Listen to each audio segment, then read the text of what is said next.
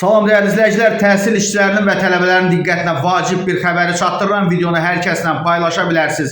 Tələbə plus və təhsil plus kartları paylanılır və endirimlər nəzərdə tutulur. Bax, bu kartlarla bağlı, yəni bu kartın sahiblərinə endirimlər olacaq. Üstə gəl işarəsinə vururuq. Videonu da hər kəslə paylaşırıq. Nazir müavininin açıqlamasını diqqətinizə çatdırıram. Təhsilin bütün pillələri üzrə çalışan ümumilikdə 450 minə yaxın pedaqoji və inzibati heyət üçün nəzərdə tutulmuş təhsil plus kartı vasitəsilə Bakı kart üzrə nəzərdə tutulan güzəştlərin yaxın müddətdə tələbələrə də şamil edilməsi planlaşdırılır.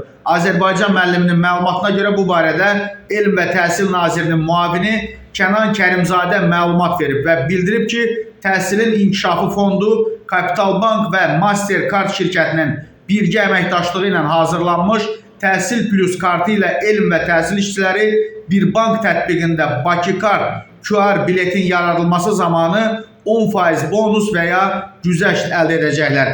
Tələbə plus kartından da söz açan nazir müavini qeyd edib ki, 160 minə yaxın tələbə artıq bu kartdan istifadə eləyir. Hazırda bir sıra partnyorlar tələbə plus çərçivəsində tələbələrə müxtəlif endirimlər təqdim edirlər.